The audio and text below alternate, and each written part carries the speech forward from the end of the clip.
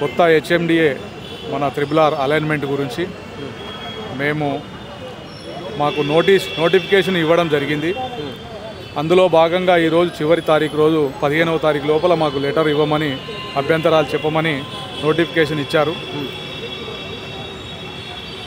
Notification ఇవ్వడానికి మాకు అందుబాటులో లేకుండా కూడా ఇంత దూరం సిటీలో అమీర్పేటలో పెట్టి సామాన్య రైతులు ఈరోజు ఇంత దూరం వచ్చి లెటర్ ఇవ్వడానికి చాలా కష్టంగా పరిస్థితిలో ఉంది. మాకు లోకల్ ఎంఆర్ఓ అధికారి కార్యాలయంలో కానీ మరియు మా పరిసర ప్రాంతాల కలెక్టర్ ఆఫీస్లో కానీ ఎక్కడైనా పెడితే మాకు బాగుండేది. ఈ అభ్యంతరాలు మేము చెప్పుకోవడానికి కూడా, మా పరిస్థితులను మేము చెప్పుకోవడానికి కూడా చాలా బాధాకరంగా ఉంది. ఇప్పుడు ఈ రోడ్డు అలాట్మెంటు ఆల్రెడీ గత ప్రభుత్వం కూడా చేసింది కదా, రూట్ మ్యాప్ ఇచ్చింది. మళ్ళీ ఇప్పుడు కొత్తగా ఏంటి, ఈ కొత్తగా ఎవరెవరు గురి అయిపోతున్నారు, ఈ భూముల వల్ల ఎవరు నాశనం అయిపోతున్నారు? ఎక్కువగా ఎస్సీ ఎస్టీలు ఉన్నారు అని అంటున్నారు. ఇది వాస్తవమేనా? చాలా చిన్న సన్నకారు రైతుల చాలామంది ఈరోజు చాలా ఇబ్బంది పడుతున్నారు. ఇంతకు ముందున్న అలైన్మెంట్ను మార్చి మళ్ళీ కొత్త అలైన్మెంట్ను తీసుకొచ్చారు. మేము ఇంతకుముందుకు మా ఊరు పెద్దమాడుగుల గ్రామ పరిధిలో నుంచి అలైన్మెంట్ వెళ్తుందనుకొని మేము ఉన్నాము. ఇప్పుడు అలైన్మెంట్ వచ్చేసి మా ఊరు బ్యాక్ సైడ్ వేయడం వల్ల మా భూములు చిన్న రైతులు 2 ఎకరాలు 3 ఎకరాలు ఉన్న రైతులను ఇలా చాలా క్షోభకు గురి అవుతున్నాము. మేము ఎన్నో తరతరాల నుంచి మా తాతలు తండ్రులు సంపాదించుకొని వాళ్ళు కష్టపడి 2 ఎకరాలు 3 ఎకరాలు సాగు చేసుకొని బతుకుతూ జీవనం గడుపుతున్నటువంటి చిన్న రైతులను ఈరోజు చాలా మానసిక క్షోభకు గురి చేస్తూ ఉన్నారు. అది ప్రభుత్వాలు, కేంద్ర రాష్ట్ర ప్రభుత్వాలు ఒకసారి ఆలోచన చేయాల్సిన అవసరం ఉన్నది. చిన్న రైతులు ఇలా 100 మంది పెద్ద రైతుకు నష్టం జరిగినా దాంట్లో ఏమి ఇబ్బంది లేదు. కానీ ఒక 2 ఎకరాలు 3 ఎకరాలు ఉండి ఆ మొత్తం భూమి పోయినట్టయితే అతడు ఆ రైతు ఎంత ఆవేదన చెందుతాడు, ఎంత బాధపడతాడు, అతను మానసిక క్షోభ ఎవరికి చెప్పుకుంటాడు, అతడు ఏం చేసుకుంటాడు, ఏమవుతుంది పరిస్థితి, అతని ఆలోచన కూడా ప్రభుత్వం పరిగణలోనికి తీసుకోవాలి. మళ్ళీ అలైన్మెంట్ గురించి ప్రభుత్వం ఒకసారి పునరాలోచన చేయాలి.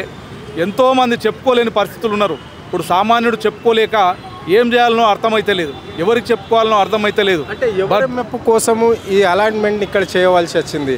ఎవరున్నారు దీని అంటే ఎవరుండే నడిపిస్తున్నారు ఇదంతా? దీని వెనుక ఎవరున్నారో మనకు తెలియదు. వాస్తవంగా జరిగేది ఏంటంటే ప్రభుత్వం జరుగుతున్నది ఏంది, అభివృద్ధి అనే పేరుతోని ఈరోజు చిన్న వ్యక్తుల దగ్గర అధికారంలో ఉన్నామని చెప్పేసి చిన్న వ్యక్తుల దగ్గర, చిన్న సన్నకారు రైతుల దగ్గర ఈరోజు భూములు గుంజుకోవడం జరుగుతూ ఉంది. సరే, మేము అభివృద్ధిని అడ్డుకోవడానికి ఏం ప్రయత్నం చేయటం లేదు. కానీ రోడ్డు తీసుకునే విషయంలో మనకెంత రోడ్ అవసరం ఉన్నది, మనకెంత అవసరమైతే రోడ్ అవసరం ఉన్నది, ఆ విధంగా ఆలోచన చేయాలి. ఇప్పుడు ఒకటేసారి 400 ఫీట్లు 500 ఫీట్లు 100, 100, 150 మీటర్లు తీసుకొని ఉంటే ఇలా మొత్తం వచ్చేసి ఎక్కడ అభివృద్ధి ఎక్కడ? ఒక వ్యక్తులను, మామూలు మధ్యవర్తులను బలి చేసుకొని మనం అభివృద్ధి సాధిస్తే అది నిజమైన అభివృద్ధి అవుతుందా? ఒకసారి ప్రభుత్వాలు ఆలోచన చేయాల్సిన అవసరం ఉన్నది. ఇది ఖచ్చితంగా మేము ఈరోజు లెటర్లు ఇవ్వడానికి వచ్చినాము. ఈ లెటరు మన గౌరవ హెచ్ఎండిఏ కమిషనర్ గారికి లెటర్ ఇస్తున్నాము. దీనికి ఒకసారి మా వినతిని ఆలోచన చేయాలి. ఒక సామాన్యుడు ఏ విధంగా బాధపడుతున్నాడు, ఒక సామాన్య రైతు ఏ విధంగా గగ్గోలు పెడుతున్నాడు, ఇతని బాధ ఎవరికి చెప్పుకుంటారు, ఏం చేస్తారు వీళ్ళు రైతులు? మరి తరతరాల నుంచి వచ్చినటువంటి భూమిని మనం తీసుకొని వాళ్ళను గోస పెడుతున్నామే, మరి ఆ గోస మనకు మంచిదా? ఆ రైతుకు మనం ఏం న్యాయం చేద్దాము, ఏ విధంగా న్యాయం చేద్దాము, ఆ రైతును ఏ విధంగా ఆదుకుందాము, రైతును ఎట్లా కాపాడుకుందాము? మరొక బక్క రైతును చంపుకొని కొంతమంది అభివృద్ధి కోసం చేస్తున్నటువంటిది కరెక్టేనా మనం చేసేదని ఆలోచన చేయాల్సిన. మాడుగుల మండలంలో ఒక బడా నేతకు 1000 ఎకరాల భూమి ఉంది కాబట్టి అందుకే ఈ రూట్ మ్యాప్ చేంజ్ అయింది అని చెప్పేసి కూడా అంటున్నారు. అది వాస్తవమేనా? అది వాస్తవం అనేది మనకు ఖచ్చితంగా తెలియదు. మనము దాని గురించి రైతులు ఎవరైనా రైతులే. ఇప్పుడు బడా రైతు అయినా రైతే, చిన్న రైతు అయినా రైతే.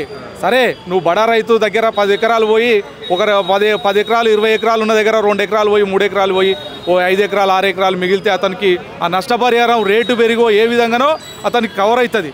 కానీ 2-3 ఎకరాలు ఉన్నవానికి మొత్తం రైతును మనము సహా చేసుకొని మొత్తం పోతే అతన్ని బలి చేస్తే అతని యొక్క ఆ గోస అనేది, ఆ బాధన అనేది ఏ విధంగా మనం రైతును కాపాడుకుంటామో, ఏ విధంగా రైతును ఉంటుందని ప్రభుత్వం కొద్దిగా ఆలోచన చేయాల్సిన అవసరం ఉన్నది. దాని దిశగా మనం మా రైతులతోని ఒకసారి మాట్లాడాలి. ఈ రైతులతో మాట్లాడి ఏం చేయాలని ఆలోచన చేయాలని నేను ప్రభుత్వానికి కోరుకుంటున్నాను.